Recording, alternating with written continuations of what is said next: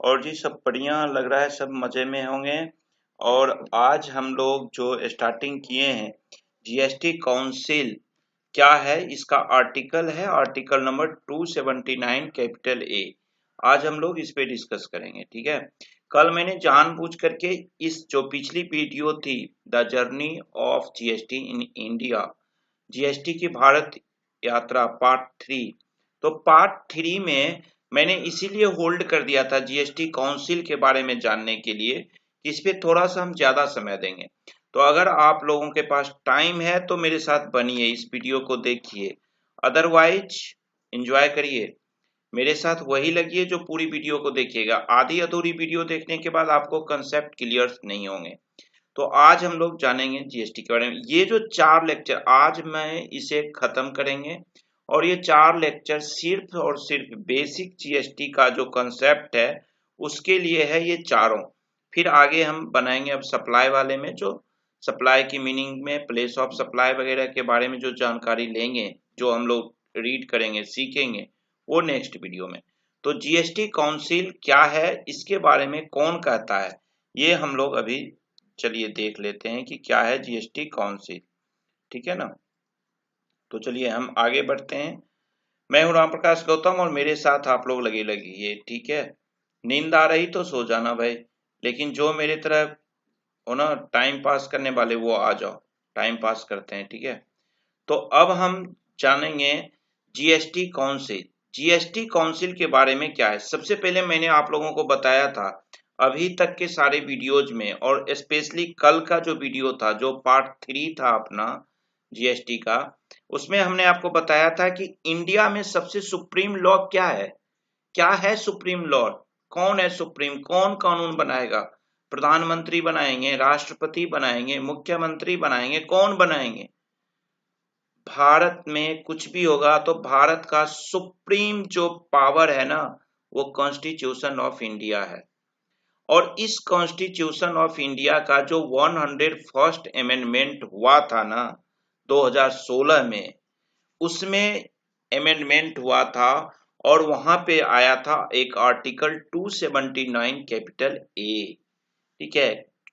Article 279 capital A जो है संविधान का, ये आर्टिकल, ये प्रेसिडेंट को पावर देती है। Article 279 of the constitution empowers the president to constitute a joint form of the central and states. President को, भारत के प्रेसिडेंट जो राष्ट्रपति होते हैं, उनको आर्टिकल 279 पावर देती है। इनके पास अपना पावर नहीं है, इन्हें भी पावर लेना पड़ेगा। चाहे ये भले राष्ट्रपति जो होता है ना, भारत का पहला नागरिक होता है, बहुत ही पावरफुल पर्सन होता है, फर्स्ट सिटीजन ऑफ कंट्री, राष्ट्रपति प्रेसिडेंट होता है। बट आपको ना याद रखना होगा दोस्त कि प्रेसिडेंट के ऊपर भी है कॉन्स्टिट्यूशन। कॉन्स्टिट्यूशन के अलावा कोई भी आदमी उसके तहत ही काम करेगा, उससे बाहर कोई काम नहीं कर सकता है। क्लियर होगा आप लोगों को। ऐसा नहीं है कि मेरे फादर प्रेसिडेंट है भाई, देख लेंगे तो निकल जा, जो मर्जी हुआ कर दिए। ये विकास दुबे थोड़े है गाड़ी पलट जाएगी, है ना। ऐसे तो इंडिया है, कुछ भी हो सकता है, बट कॉन्स्टिट्यूशनल अगर बात करो तो यहाँ गाड़ी ऐसे नहीं पलटेगी जीएसटी में विकास दुबे की तरह, ठीक है ना। तो पावर जो दिया जाता है ना प्रेसिडेंट को, वो 279 कैपिटल ए आर्टिकल जो है कॉन्स्टिट्यूशन का, वो देती है। और ये क्या कहती है, ये इसको कहती है कि आप एक ज्वाइंट फॉर्म बनाओ सेंट्रल और स्टेट के बीच का, गुड्स एंड सर्विस टैक्स के लिए, और उसका नाम दो GST council. Article 279 capital A के थ्रू काउंसिल का निर्माण करता है। कौन करता है, प्रेसिडेंट करता है। ये एग्जाम में भी आपको क्वेश्चन पूछा जा सकता है।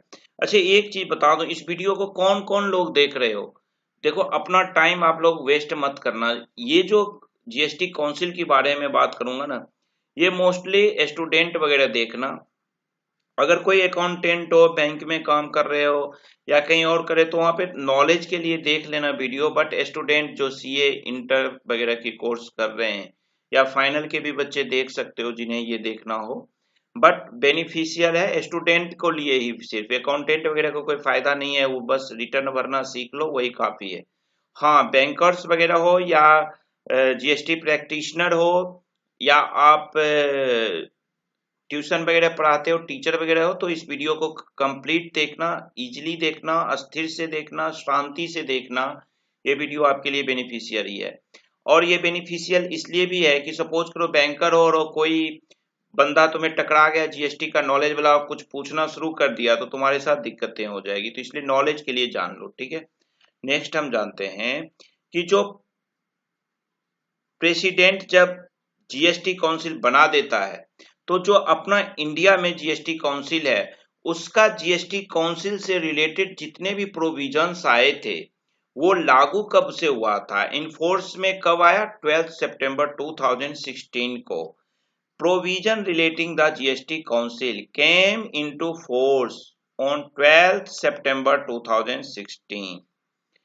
जितने भी जीएसटी काउंसिल के प्रोविजंस थे वो 12 सितंबर 2016 को लागू हो चुका था, और प्रेसिडेंट ने जीएसटी काउंसिल को 15 सितंबर 2016 को कॉन्स्टिट्यूटेड किया था, का गठन किया था, निर्माण किया था। प्रेसिडेंट राष्ट्रपति महोदय ने जीएसटी काउंसिल, देखो यहाँ भी एग्जाम पूछ सकता है कि जीएसटी काउंसिल का गठन कब हुआ भाई, 15 सितंबर 2016 का हुआ।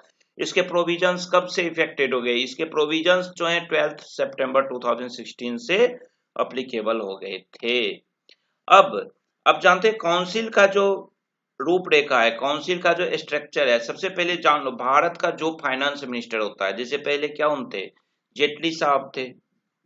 जब जीएसटी अपने देश में जीएसटी जन्म लिया था, बॉर्न हुआ था जीएसटी का, पीछे तो बेचारे देखो जीएसटी कितनी लक्की चीज है यार, ध्यान से समझना।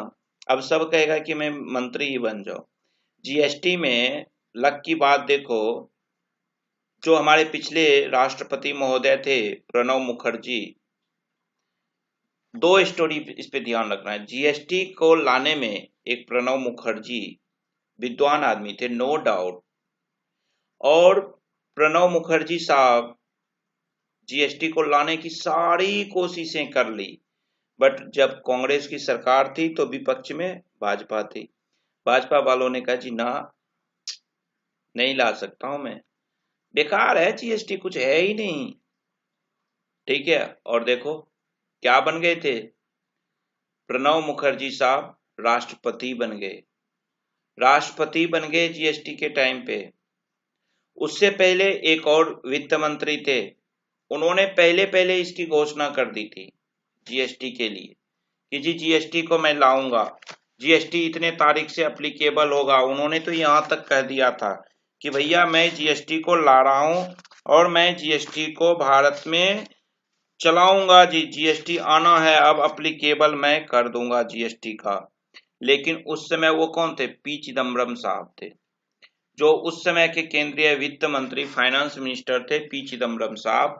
उन्होंने कहा था कि जी जीएसटी को तो अब हर हाल में 1 अप्रैल 2010 से लागू किया जाएगा, लेकिन फिर भी नहीं हुआ, 7 साल बाद आया। और चिदम्बरम साहब इतने टैलेंटेड बंदा थे, इतने टैलेंटेड बंदा थे, डोंट माइंड कोई पॉलिटिशियन वगैरह मत देखना मेरी वीडियो को, सीधा कराओ, परेशान हो जाओगे। और मेरी बात को एग्जाम्पल लेना, इसे सीरियस मत लेना राजनीति में। जो चिदम्बरम साहब की जो टैलेंट की बात कहूं, करोड़ों रुपया गमले में सब्जी उगा के ले लिए थे, तो टैक्स की जानकारी थी उन्हें। शायद उनके समय में जीएसटी आए होता तो कुछ और मजा आता जीएसटी में, ठीक है। तो जो यूनियन फाइनेंस मिनिस्टर होता है, जैसे अभी कौन है, श्रीमती सीतारमन जी हैं, निर्मला सीतारमन, निर्मला सीतारमन जी जो हैं अभी फाइनेंस मिनिस्टर हैं। तो जीएसटी काउंसिल का जो चेयरमैन होता है ना, the union finance minister is the chairman of the council. Council का जो चेयरमैन होता है वो फाइनेंस मिनिस्टर होता है। और अभी इससे पहले हमारे जेटली साहब थे, उन्हें बहुत बहुत नमन, बहुत हाई क्वालिफाइड एडुकेटेड पर्सन थे जेटली साहब भी। और जेटली साहब चेयरमैन रह चुके हैं काउंसिल के, और प्रेजेंट में निर्मला जी हमारे जो हैं वो हैं जीएसटी काउंसिल के चेयरमैन। तो चेयरमैन कौन होता है? फाइनेंस मिनिस्टर होता है, ये ध्यान रखिएगा, एग्जाम में पूछ सकता है। और जो मिनिस्टर इंचार्ज ऑफ फाइनेंस और टैक्सेशन होता है वो या किसी अन्य मिनिस्टर और any other minister nominated by each of the states. और भी मिनिस्टर्स हो सकते हैं जो मंत्री हैं अन्य सभी स्टेट्स के, उन सब स्टेट से नॉमिनेटेड होकर के मिनिस्टर, खास करके फाइनेंस मिनिस्टर या कोई भी मिनिस्टर, डिप्टी मिनिस्टर भी, उसके द्वारा जो भी नॉमिनेटेड किया जाएगा स्टेट के द्वारा, वो बंदा जीएसटी काउंसिल का मेंबर होगा।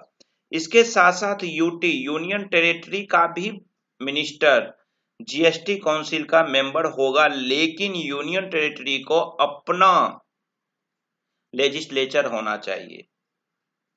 जैसे जिसके पास लेजिस्लेटर नहीं है, यूनियन टेरिटरीज है सिर्फ, उसका कोई मेंबर आपको नहीं दिखेगा। जिसका अपना विधानसभा है वही बंदा अपना आपको यहाँ पे दिखेगा। जिसका विधानमंडल है, जिस यूनियन टेरिटरी है ना, जैसे दिल्ली है, इसका अपना विधानमंडल है, इसका अपना विधानसभा है, तो यहाँ के जो मिनिस्टर होंगे वो काउंसिल के मेंबर हो सकते हैं। लेकिन अगर किसी यूनियन टेरिटरी के पास अपना विधानसभा नहीं है, लेजिस्लेचर नहीं है, तो वो बंदा, उस स्टेट का कोई भी बंदा मेंबर ऑफ जीएसटी काउंसिल नहीं हो सकता है। बट स्टेट से कोई भी मिनिस्टर, चाहे फाइनेंस का हुआ, वेल एंड गुड है, या आपको क्या बोलते हैं, डिप्टी सीएम अधिकतर आपको मिलेंगे। मैं आज ना टाइम लूंगा आपका, अभी मैं दिखाऊंगा जीएसटी काउंसिल का पोर्टल पे, आपको दिखाऊंगा लास्ट में, उस पे सारे के सारे जो मिनिस्टर्स हैं उनका डिटेल दिखाऊंगा कि कितने हैं, किस किस स्टेट के हैं, और क्या डेजिग्नेशन वो मिनिस्टर जो हैं किस चीज का मिनिस्टर है अपने स्टेट में, वो भी दिखाऊंगा। ध्यान से बने रहना मेरे साथ। मैं जगा हूं यार, तुम भी जग ले थोड़ी देर, है ना, मोहब्बत करो। अभी रात को अगर तुम्हारे गर्लफ्रेंड और बॉयफ्रेंड को फोन करना हो तो चिपके रहते हो ना, हेलो हाय बाबू कैसे हो मेरे सोना। यहाँ भी मैं बार बार हर एक वीडियो, मेरा जितना भी अपना क्लोज लोग है ना, कभी भी मिलता हूँ, और आप लोगों से भी मैं रिक्वेस्ट करता हूँ कि लाइफ में ना लव करना अगर किसी से, तो सबसे पहले खुद से करो, उसके बाद अपने वर्क से करो। स्टडी कर रहे हो तो स्टडी करो, अगर काम जॉब कर रहे हो तो अपने जॉब से लव करो, उसके बाद ही सक्सेस करोगे। सबसे ये बेवफाई नहीं करता है, ये प्यार जो होता है, तो अपने काम से प्यार करो, ठीक है। तो ये आपको क्वेश्चन पूछ सकता है, क्या यूनियन टेरिटरी का कोई मेंबर, कोई मिनिस्टर जीएसटी काउंसिल का मेंबर बन सकता है? हाँ जी, बन सकता है, लेकिन उस यूनियन टेरिटरी को अपना लेजिस्लेचर होना चाहिए, अपना विधानसभा, विधानमंडल उसका होना चाहिए। अगर विधानसभा या विधानमंडल नहीं है तो वो यूनियन टेरिटरी का मिनिस्टर जीएसटी काउंसिल का मेंबर नहीं बनेगा। लॉ में, इंडिया में याद रखना, लॉ में लॉजिक नहीं चलता है। लॉ सिर्फ भारत में ना कानून चलता है, लॉजिक कुछ नहीं चलता है, लॉ ही सिर्फ चलता है। लॉ में चाहोगे ना कुछ लॉजिकल चीज बोल दो, नहीं होगा काम, ठीक है ना, ये ध्यान रखना। Besides, the Union Minister of State in charge of revenue or finance is also its member। और यूनियन मिनिस्टर ऑफ स्टेट का जो मिनिस्टर है, इंचार्ज रेवेन्यू डिपार्टमेंट या फाइनेंस से रिलेटेड बंदा है, तो वो भी मेंबर बन सकता है, ठीक है। Next, the function of the council. अब जानो काउंसिल का क्या काम, क्यों काउंसिल बनाया गया यार। बिना काम का 101 कॉन्स्टिट्यूशन अमेंडमेंट हुआ 101वीं बार, और बिना काम का GST council article 279 capital A को ला करके बिना काम का जीएसटी काउंसिल बना दिया। क्या करेगा जीएसटी काउंसिल, क्या है इसका काम? सुनते हो ना कि जीएसटी काउंसिल की मीटिंग होने वाली है, सुनना, ध्यान से सुनना, अभी सितंबर में भी होने वाली है। जीएसटी काउंसिल की मीटिंग क्या होती है? उस मीटिंग में हल्ला खाली होता है, विधानसभा और लोकसभा की तरह वॉकआउट कर देंगे, चल दिए बैग उठा के, ऐसा नहीं होता है। जो जीएसटी काउंसिल है उसका फंक्शन क्या है, को रेकमेंड करता है यूनियन को और स्टेट को। यूनियन मतलब सेंट्रल गवर्नमेंट को, और स्टेट गवर्नमेंट को किस चीज का रिकमेंडेशन करता है, वो रिकमेंड करता है, वो फील्ड वर्क करके आता है, प्रैक्टिकल वर्क करके आता है, वो देखता है। जैसे जैसे काउंसिल में हर एक स्टेट के जो मिनिस्टर्स हैं, वो जब मेंबर्स होते हैं काउंसिल के, तो जब वो अपने फील्ड्स में जाते हैं तो वो आपके लिए आपकी जो कमियां हैं, आपके जैसे टैक्स रेट से कोई दिक्कतें हैं, एग्जेम्पशन देना है, एग्जेम्पशन के लिए थ्रेशोल्ड लिमिट कुछ कम ज्यादा करना है उसके लिए, या कोई डिस्प्यूट है लॉ में, या बहुत सारे डिस्प्यूट्स हो रहे हैं टैक्स पेयर्स एंड टैक्स के अथॉरिटी के बीच में, तो उसका वो रास्ता निकालते हैं कि क्या ऐसा रास्ता निकाला जाए कि डिस्प्यूट्स ना हो टैक्स पे करने में, लॉ में और लॉ के यूजर्स में ना दिक्कत हो टैक्स पेयर्स में। तो इन सारी चीजों का जो रेजुलेशंस होता है, जो सॉल्यूशंस होता है, इसको ये रिकमेंड करते हैं, ये इन चीजों को यूनियन के पास और स्टेट के पास, सेंट्रल गवर्नमेंट के पास और स्टेट गवर्नमेंट को बताते हैं कि जी ऐसा करो। ठीक है, नेक्स्ट आते हैं। नेक्स्ट है it shall recommended the, it shall का मतलब क्या होता है, कैमरा थोड़ा सा हटा देता हूँ, यहाँ कर लेते हैं, ठीक है ना, फिर कर लेंगे ऊपर नीचे। It shall recommended the special provisions with respect to special category states.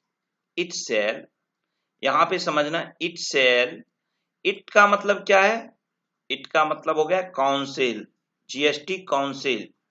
It का मतलब होता है GST council. GST council shall recommend the special provisions, जितने प्रोविजंस अपने पास हैं, जो नॉर्मल प्रोविजंस जीएसटी एक्ट के हैं, जीएसटी रूल के हैं, जो पूरे इंडिया में अप्लीकेबल है, उसके अलावा भी ये कुछ special provision, it shall recommended the special provisions with respect to the special categories states.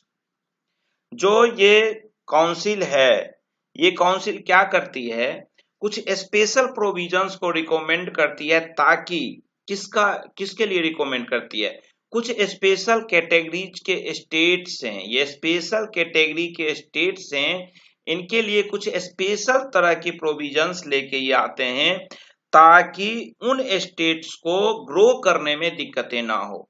उस स्टेट की ग्रो करने के बारे में ये जानकारी इकट्ठा उसके लिए सोच के, उसके लिए कुछ रूल लेकर के आते हैं। और ये स्पेशल कैटेगरी के स्टेट्स जो हैं कौन कौन है, टोटल नंबर जो है 11 स्पेशल कैटेगरीज स्टेट हैं। ये आपके एग्जाम के लिए भी क्वेश्चन आ सकता है कि स्पेशल कैटेगरी के स्टेट कितने हैं, 11 स्पेशल कैटेगरी के स्टेट हैं। उनका नाम क्या क्या, अरुणाचल प्रदेश, आसाम, जम्मू एंड कश्मीर, मणिपुर, मेघालय, मिजोरम, नागालैंड, सिक्किम, त्रिपुरा, हिमाचल प्रदेश और उत्तराखंड। ये टोटल 11 हैं, इसको याद कर लेना। एक बार मैं और बोलता हूं, अरुणाचल प्रदेश देखना, एक अरुणाचल प्रदेश, दूसरा आसाम, तीसरा जम्मू एंड कश्मीर, चौथा मणिपुर, पांचवा मेघालय, छठा मिजोरम, सातवां नागालैंड, आठवां सिक्किम, नौवां त्रिपुरा, 10वां हिमाचल प्रदेश और 11वां है उत्तराखंड। ये सब स्पेशल कैटेगरीज के स्टेट्स हैं, ये एग्जाम में पूछ सकता है आपको। और इनका काम क्या होता है, इसके लिए स्पेशल कैटेगरी के लिए स्पेशल प्रोविजन को लाने का भी काम जीएसटी काउंसिल का है। स्पेशल प्रोविजन, इनके लिए कुछ अलग से रजिस्ट्रेशन का थ्रेशोल्ड लिमिट ले आएंगे, इनके लिए कुछ कंपोजिशन स्कीम में कुछ लाएंगे, इनके लिए कुछ एग्जेम्पशन जो इंडिया के और स्टेट, बिहार को, यूपी को, बंगाल को, महाराष्ट्र को जो रूल है उससे कुछ हट करके कुछ स्पेशल कैटेगरी के कुछ राहत भरी जो प्रोविजंस होंगे, वो प्रोविजंस को लाने का भी पावर, रिकमेंडेशन करने का, ये पास नहीं कर सकते हैं, किसी जीएसटी काउंसिल पास नहीं कर सकता है किसी कानून को। जो अगर जीएसटी काउंसिल या वित्त मंत्री ने बोल दिया, निर्मला जी ने, कि जी ये करना है तो वो कर लेंगे, ऐसा नहीं हो सकता है। ये रिकमेंड करते हैं गवर्नमेंट को, जी ऐसा करो, ये सिचुएशन है फील्ड में, आप ऐसा करके दो जिससे कि स्टेट ग्रो करेगी, कंट्री ग्रो करेगी। ठीक है, तो ये होता है इनका काम, ये याद रखिएगा जो उनका क्या क्या काम है। नेक्स्ट अगर हम बात करें तो GST council shall also recommend the date on which GST be levied। देखिए, जीएसटी काउंसिल ये भी कर सकता है कि जैसा कि हमने जीएसटी में बताया था ना, जीएसटी का डेफिनेशन 3rd नंबर वीडियो में देख लेना, उसमें क्या कहता है कि जीएसटी जो है सो सिर्फ ह्यूमन कंजम्पशन वाली जो लीकर्स है, ये जो नशेड़ी है ना, इनका ध्यान रखा करो, हमेशा ध्यान रखा जाता है ना। तो जो ये ह्यूमन कंजम्पशन के लीकर्स हैं उसको छोड़ के जीएसटी सब पे लगना है। लेकिन फिलहाल जो ये 5-7 चीजों पे जीएसटी नहीं लगाया है, नहीं इंपोज किया गया, लेविट नहीं किया गया है, उस सब पर भी जीएसटी काउंसिल के पास पावर है कि रिकमेंड करेगी कि इन सारे आइटम्स पे, वो सारे आइटम्स कौन कौन है, petroleum crude, high speed diesel, motor speed, natural gas and aviation turbine fuel, ये सारे चीजों पे कब से, ये देखो समझना कंसेप्ट, ये चीजें जो है अभी फिलहाल जीएसटी के दायरे से बाहर है, बट ऐसा नहीं है, लॉ में कॉन्स्टिट्यूशन में ये नहीं लिखा हुआ है, कॉन्स्टिट्यूशन ये नहीं कहता है कि इस पे जीएसटी लगना ही नहीं है। और कॉन्स्टिट्यूशन का आर्टिकल कितना नंबर, आर्टिकल 366 की देखो क्लियर कहा है, 366(12) कैपिटल ए अनुच्छेद आर्टिकल 366 जो है उसकी जो सूची आपको 12A है, उसमें गुड्स एंड सर्विस टैक्स का डिफिनेशन दिया हुआ है। उसमें इन्होंने क्लियर लिखा है कि आप बाकी सब चीज तो ठीक है, बट आप शराब जो है उस पे जीएसटी नहीं लगना, वो डेफिनेशन में ही दे दिया। और बाकी चीजों को उसने क्या किया है, ये सारी चीजें जो हैं, ये हाई स्पीड डीजल वगैरह, पेट्रोलियम क्रूड वगैरह, तंबाकू वगैरह, इन सब पे जो काउंसिल है, जब उसको लगेगा कि अब लॉ जीएसटी पुरानी कानून हो चुकी है जीएसटी, अब हम इस पे मतलब कंट्री और टैक्स पेयर्स सही तरीके से रेडी हैं, मतलब यूज करने का फ्रेंडली यूजर हो चुके हैं, और जब उसको लगेगा तो वो रिकमेंड गवर्नमेंट को करेगा कि जी इन सब चीजों पे भी अब जीएसटी लगाया जाए, शराब को छोड़ के। ठीक है, तो ये डेट रिकमेंड करेंगे जीएसटी काउंसिल्स के मेंबर्स सब, और फिर उस डेट पर से गवर्नमेंट अपनी नोटिफिकेशन लाएगी, नोटिफाई करके, और उस पे जीएसटी लगा सकते हैं इन सारे आइटम्स पे। अब एवरी डिसीजन, जितने भी डिसीजन लिए जाएंगे, ये जितने रिकमेंडेशन आएंगे, अब ध्यान से समझिएगा मेरी बात को, जितने भी रिकमेंडेशंस आएंगे, क्या जो मतलब आपके जितने स्टेट्स हैं और जितने भी विधानमंडल वाले यूनियन टेरिटरी हैं, केंद्र प्रशासित राज्य, केंद्र शासित प्रदेश जो हैं, वहां के मिनिस्टर्स जो आपके मेंबर होंगे जीएसटी काउंसिल का, वो जो बोलेंगे वो हो जाएगा, ऐसा नहीं है। पहली बात तो वो जो भी बोलेंगे वो रिकमेंड करेंगे, वो मतलब अपनी बात रखेंगे, सलाह देंगे, एडवाइस देंगे। अगर स्टेट गवर्नमेंट को देना है तो स्टेट गवर्नमेंट को, अगर स्टेट से रिलेटेड चीजें हैं तो, और अगर सेंट्रल से रिलेटेड चीजें हैं तो सेंट्रल को, केंद्र सरकार को, यूनियन गवर्नमेंट को वो क्या करेंगे, रिकमेंड करेंगे, उसे बताएंगे कि जी ऐसी ऐसी चीजें हैं, आप ये चीज करो। ऐसा नहीं है कि उन्होंने की पास कर दिया जी जाओ हो गया, ऐसा नहीं है कुछ भी। तो ये रिकमेंड करेंगे, लेकिन वो रिकमेंड करने के लिए भी इनके पास जो भी ये डिस्कशन करेंगे, every decision of the GST council is taken by majority, यानी कि वोटिंग होना है। अगर कोई चीज कोई प्रोविजंस ये लाना चाहते हैं, कोई चेंजेस लाना चाहते हैं, रिकमेंड करते हैं, तो उसमें मेजोरिटी होनी चाहिए, वोटिंग होनी चाहिए।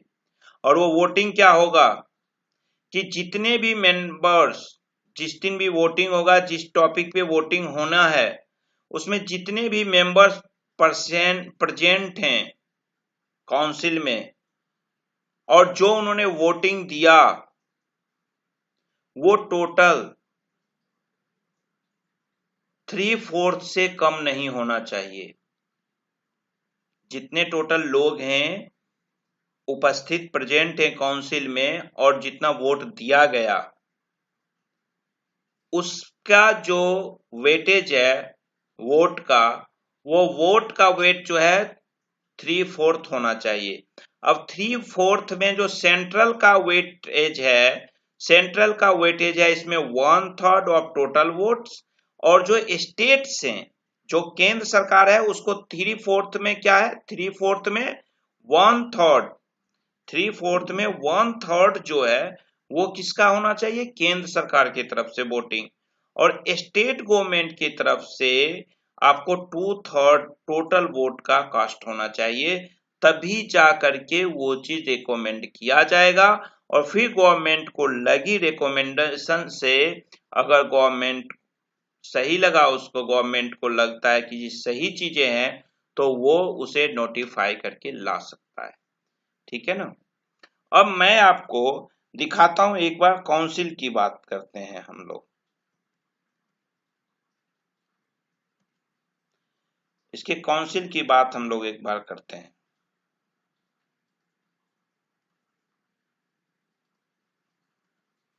ये काउंसिल है, आप यहाँ पे देखना gstcouncil.gov.in, आप गूगल पे जाना, टाइप करना gstcouncil.gov.in, यहाँ देख रहे हो ना। और देखो किस तरह से, भाई क्या बात है, सीतारमन जी मुस्कुरा रहे हैं भाई कैमरे पे, हाँ, पोर्टल पे, कि भाई ठीक है, मजा है, जीएसटी लगा दिए। रेट देख रहे हो ना, क्या रेट होता जा रहा है सब चीज का, महंगाई। अच्छा, कुछ लोग कहते हैं कि भाई सस्ता, अच्छा ये जो राजनीति वाले लोग होते हैं ना, पॉलिटिकल पर्सन, कांग्रेस वाले कहेंगे कि जी बीजेपी खराब है, और बीजेपी वाले कहेंगे जी कांग्रेस खराब है। मतलब हर लोग एक दूसरे पे लगा रहे हैं कि ये महंगाई ला दिया, ये बेरोजगारी ला दिया, हर एक दूसरे को कहते रहते। चलो कोई बात नहीं, हम देखते हैं गुड्स एंड सर्विस टैक्स की जो काउंसिल है उसके मेंबर्स के बारे में हमें देखना था। इसलिए हमने आपको कल ये वीडियो नहीं चलाया था कि जी भैया मुझे प्रॉपर टाइम लेके काम करना है इस पे। ठीक है, इसमें अबाउट अस में जाकर के क्लिक हो गया, चलो कोई बात नहीं, यहीं पे कर लेते हैं हम। अबाउट अस में जाओ, अबाउट अस में आप देखो जीएसटी काउंसिल मेंबर, यहाँ जब क्लिक करोगे जीएसटी काउंसिल मेंबर पे, ये देखो ये सारे मेंबर्स आ गए। Member of GST council, government, member of GST council, portfolio. ठीक है, अब मेंबर ऑफ जीएसटी काउंसिल यहाँ पे फोटो है। मैंने आपको क्या बताया था, जो चेयरमैन होता है वो कौन होता है, फाइनेंस मिनिस्टर। कौन सा finance minister, union finance minister, state का नहीं होगा, यूनियन का। केंद्रीय मंत्री जो है, वित्त मंत्री, अभी कौन है, निर्मला सीतारमन जी यही हैं, देख लो ध्यान से भैया, यही टैक्स लगाएंगे अब पे। तो ये जो है गवर्नमेंट ऑफ इंडिया के हैं, यूनियन के होंगे, और ये जो है यूनियन फाइनेंस मिनिस्टर जो है वो चेयरमैन होता है जीएसटी काउंसिल का। ठीक है, उसके बाद सेकेंड में आएंगे श्री पंकज चौधरी, ये union minister of state finance के हैं। उसके बाद जितने लोग हैं, इन दो पोस्ट के बाद जितने लोग हैं, आप हर एक स्टेट से लोग दिए जाते हैं। अब जैसे दिल्ली देखो, दिल्ली के मनीष सिसोदिया हैं जो कि डेप्यूटी चीफ मिनिस्टर हैं, डेप्यूटी चीफ मिनिस्टर ये हैं, और इन दिल्ली से हैं, और दिल्ली यूनियन टेरिटरी में है, बट दिल्ली का अपना विधानसभा है, इसका अपना लेजिस्लेचर है, इसीलिए इसका मिनिस्टर जीएसटी काउंसिल का मेंबर हो सकता है। लेकिन जिस यूनियन टेरिटरी का अपना लेजिस्लेचर नहीं है, उसका नहीं होगा, उसका क्या नहीं होगा, मेंबर नहीं होगा। कौन नहीं होगा, उसका मिनिस्टर नहीं होगा। ये आपको पूछा जा सकता है। आसाम से देखिए, आसाम के जो फाइनेंस मिनिस्टर हैं वही जीएसटी काउंसिल के मेंबर हैं।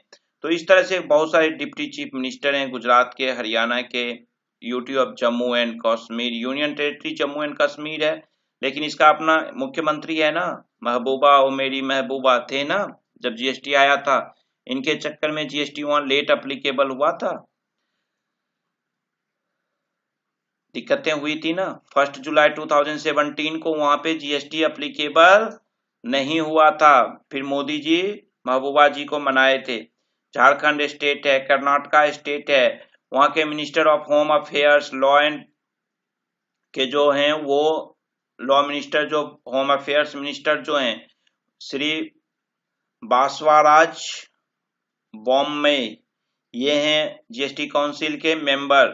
तो इस तरह से मध्य प्रदेश, महाराष्ट्र, मणिपुर, नागालैंड, ओडिशा, पुडुचेरी, पंजाब, इस सब के, सिक्किम, तमिलनाडु, तेलंगाना, त्रिपुरा, उत्तर प्रदेश का है श्री सुरेश कुमार खन्ना, फाइनेंस मिनिस्टर हैं। हाँ, उत्तराखंड के भी हैं चीफ मिनिस्टर खुद, उत्तराखंड के चीफ मिनिस्टर खुद जीएसटी काउंसिल के मेंबर हैं। वेस्ट बंगाल के डॉक्टर अमित मित्रा फाइनेंस मिनिस्टर जो हैं वो हैं। अब इसमें आप देखना, जो यूनियन टेरिटरी है उसका, जैसे अंडमान निकोबार द्वीप समूह का है ना, अंडमान निकोबार, इस सब के मिनिस्टर्स नहीं हैं जीएसटी काउंसिल के मेंबर। क्यों? क्योंकि उनके पास अपना लेजिस्लेचर नहीं है, इसीलिए वो भी नहीं है। ठीक है दोस्तों, तो थोड़ा सा टाइम लिया, अब आप लोग अपने से इस लेक्चर को मैं खत्म कर रहा हूं, और एक रिवीजन में फिर भी बनाऊंगा आपका। इस 4 वीडियो मैंने बनाया है, और इस चारों वीडियो का जो भी मैंने चारों वीडियो में बताया अभी तक, इस सब से जो क्वेश्चंस हैं आईसीएआई का, जो इंटरमीडिएट का जो कोर्स है जीएसटी का, उसमें जितने क्वेश्चंस हैं उस क्वेश्चन से हम एक वीडियो इसमें और बनाएंगे। ठीक है ना, बस 5 में इसे हम खत्म करेंगे बेसिक का। 4 तो पढ़ने का था, और एक आप लोगों के लिए ट्रायल का है, और उसके साथ साथ रिवीजन भी हो जाएगा जितना हमने पढ़े। तो इसलिए एक वीडियो और बनाऊंगा, और ये वीडियो हो सकता है संडे मंडे तक आए, अभी 2-4 दिन टाइम लग जाएगा। आज ऐसे ही थर्सडे हो गया, तो सैटरडे तक बनाऊंगा, संडे या मंडे को मैं वो वीडियो भी दे दूंगा आपको। तो ये ध्यान रखना है आपको, ठीक है ना, कि एक बार हम लोग रिवीजन कर लेते हैं, जितना पढ़े वो अपना हो जाएगा, बेगाना क्यों इसे बनाना है ना। तो याद रखना दोस्त, मैंने एक चीज अभी आपको बताया था, जो सक्सेस है ना, ये एक्सीडेंट नहीं है, ये एकाएक नहीं होता है। सक्सेस होने के लिए, सफल होने के लिए आपको हार्ड वर्क करना पड़ता है, और हार्ड वर्क देखो रिक्शा वाला भी करता है ना, बट आपको हार्ड वर्क करना है, इंटेलिजेंसी से करना है, दिमाग के साथ करना है। आपको सीखना पड़ेगा, आपको लर्निंग करना पड़ेगा, आपको बहुत सारी चीजें सेक्रीफाइस करना पड़ेगा, बहुत त्याग करना पड़ता है। अब देखो, जैसे मेरी शौक है कि मैं हर चीज जानूं, मुझे पढ़ने का शौक है, कि लिखने का शौक है, मैं बहुत कविताएं लिख लेता हूँ। कविताएं तो नहीं, मतलब कविताएं तो मुझे लिखने नहीं आती है, लेखनी में लिखता हूँ, जो अच्छी चीजें लगती हैं सोसाइटी पे लिखता हूँ, समाज पे लिखता हूँ, समाज में जो स्त्रियों की दुर्दशा है उस पे लिखता हूँ। तो मैं पढ़ता हूँ तभी तो लिख सकता हूँ। तो पढ़ना पड़ेगा, सेक्रीफाइस करना पड़ेगा। अभी रात को करीब 1 बजने चला, बहुत सारे लोग सो गए होंगे, लेकिन मैं जगा हूं ना, अपनी नॉलेज बढ़ाने के लिए जगा हूं, और इसे आप लोगों तक शेयर करने के लिए जगा हूं। तो जो सक्सेस करना है ना, तो अपने काम से, अपने जो आपका वर्क है, जो आपको पसंद है उसे लव करो। Love of what you are doing और लर्निंग टू डू। जो काम आप कर रहे हो उसे प्यार करो, तभी वो अपना होगा। अरे यार, जब प्यार में घर छोड़ के भाग जाते हैं, ये क्या है ना, ये तो बेवफाई नहीं करेगी ना यहाँ पे, है ना। तो चलिए इस वीडियो का हम यहाँ खत्म करते हैं, और मैं उम्मीद करता हूँ कि जितने लोग हमारे इस वीडियोज को देख रहे हैं उनसे मैं क्वेश्चन करूंगा, एक सेशन और लूंगा, हो सकता है वो 1 घंटा का वीडियो हो जाए। ठीक है ना, थैंक यू, बाय बाय। और उससे पहले, जाने से पहले, एक बार अगर आप पहली बार चैनल पे आए हो तो उस चैनल को सब्सक्राइब कर लेना, और अगर वीडियो अच्छी लगे तो इसे शेयर करना, लाइक करना, और उसके बाद भी अगर कुछ खराबी लगे तो मुझे बताना कि सर ये चीज चेंज करो, तो मैं चेंज करूंगा। ठीक है, थैंक यू, बाय बाय।